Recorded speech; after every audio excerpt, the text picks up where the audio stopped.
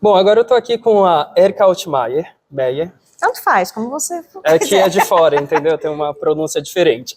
Ela é diretora aqui do espetáculo Para Não Gritar. Tenho muitas perguntas para você.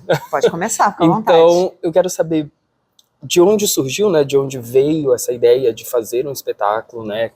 E musical sobre isso, e entender o que vocês falam. Se vocês falam sobre a história dele, né, do Caio, ou se falam sobre as obras dele, como que vocês adaptaram essa história toda? Na verdade, eu sou atriz, né, então desde que comecei a fazer teatro, passavam textos de Caio na minha mão, então sempre gostei muito, e a gente no processo anterior da companhia, teve um momento ali de tragam que texto que vocês gostam tal, e apareceu muito Caio. No outro espetáculo era uma colagem de vários textos pessoais, com cartas, com depoimentos, e já tinha muito Caio. E aí quando a gente encerrou esse primeiro processo, me veio o insight de fazer um espetáculo, porque há muito tempo eu não via montado um Caio Fernando Abreu, e eu nunca tinha visto musical de Caio Fernando Abreu, e eu acho que ele é muito musical, inclusive vários livros, várias crônicas, ele coloca ler ao som de Ângela Rorô. Falei, olha, acho que dá um caldo. E quando eu falei para o Vitor, que é um dos fundadores da companhia também, ele falou, eu sou apaixonado, eu sou fã de Caio, teve uma síncope, e eu falei, ok, então vamos fazer.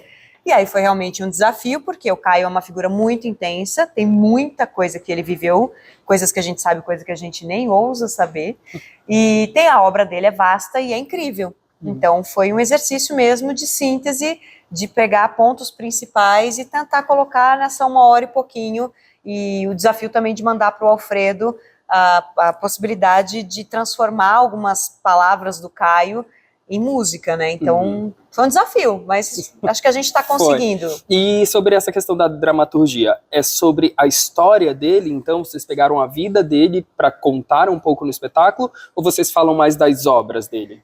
Então, é um mix da vida e da obra. Na verdade, assim, o próprio Caio fala que ele não sabe quando ele escreve sobre ele, quando as personagens são veículos para ele falar da vida dele, ou vice-versa. E a gente vai percebendo uma intersecção mesmo, que tem várias coisas que ele escreveu que você fala, olha, quando a gente vai estudar a vida, ele estava falando dele, esse danado. Ele usou uma personagem para falar dele. Mas esse foi o desafio, nós encomendamos esse texto para o Fábio Brandi Torres, e já brifado que a gente queria falar um pouco desse cara, da vida pessoal dele, e pincelar com alguns trechos de obra. Então, realmente é um mix das duas coisas. E onde vocês buscaram essa pesquisa para entender mais sobre a vida dele?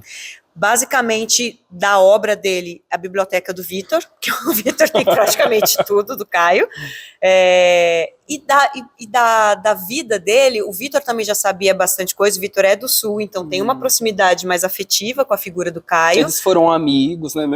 Não foram. Não, tem 350... não nessa vida, não presencialmente, mas em algum lugar eles são amigos até hoje. Então o Vitor sabia muito, já tinha pesquisado muito, mas a gente começou a fazer buscas na internet, livros, outros amigos que montaram espetáculos, o que você já sabe, o que você soube, que história que você soube que não está nos livros, né?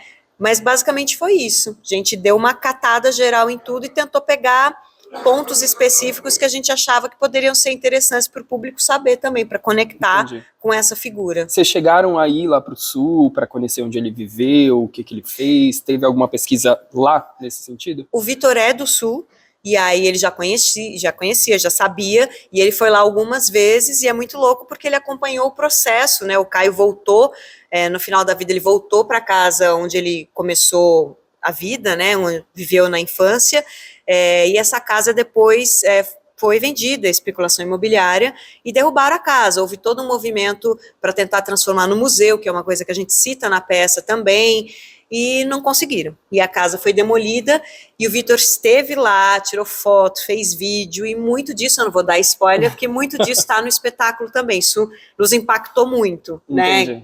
Desse ambiente que poderia ter se tornado uma grande ferramenta de pesquisa para os jovens que não conheceram Caio, de ter um lugar ali para entrar em contato com a figura desse cara, e não rolou, não está mais lá, mas ele vive.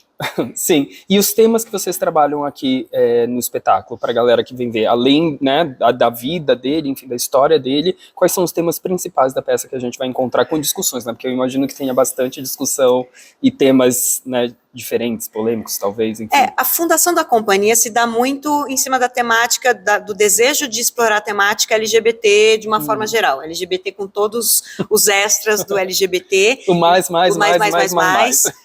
de dar espaço para essa minoria mesmo, de cavar um espaço no teatro musical para esse teatro mais autoral, que fale dessa sensibilidade, enfim, das especificidades, né, dessa galera que normalmente não tem voz no teatro musical convencional. Então, o Caio é um escritor que fala muito disso, não tem nenhum pudor em colocar sua sexualidade nos textos, mas ele é tão bom que ao falar de si mesmo com profundidade, ele fala de todo o ser humano, de todo mundo, fala de todo o drama humano. Então, é uma peça que, inclusive, está sendo possível graças a um PROAC LGBT, então, essa é o cerne, né, o miolo da coisa é sobre isso, tem a questão de ser soro positivo, que ele trouxe à tona também numa época onde ninguém falava disso, então tem essa temática que envolve toda a trama, mas eu ouso dizer que ele falando dele é de uma profundidade que qualquer um que estiver aqui vai se sentir tocado por alguma coisa que esse cara trouxe à tona nas reflexões dele. Sim, e é legal as pessoas virem para conhecer, falar sobre esses temas com a história de um brasileiro falando com a nossa linguagem, né, em músicas originais nossas, com artistas brasileiros, né, que às vezes a gente vê e toca nesses temas muito com coisas de fora, né, com outras histórias, e ver isso com brasileiros, acho que é muito mais próximo, a gente se conecta mais, né? Exatamente, esse é um grande desafio, porque o mercado normalmente é muito triste, né, mas não abre a porta para esse tipo de montagem, é difícil, a gente só conseguiu graças a um PROAC, e trazer um cara que é tão premiado, que é o sucesso no mundo inteiro, e a gente não valoriza, né? E um dos meus desejos de montar mesmo esse espetáculo é exatamente porque eu percebi, eu dou aula, né, um curso profissionalizante de teatro musical, e eu pensei, meus alunos não sabem quem é Caio, e muitos adultos também não sabem, então esse cara precisa ser relembrado, né? Então acho que foi um desafio, mas a gente está muito feliz com o resultado e feliz de ter tido essa coragem de ir atrás de um teatro autoral, genuinamente brasileiro, com músicas originais do Alfredo Delpenho, com texto do Fábio Brandi Torres, enfim, uma equipe muito legal, direção de movimento do Gabriel Malo, direção musical do Guilherme Gila, cenário do Diego Roda, é uma equipe fera.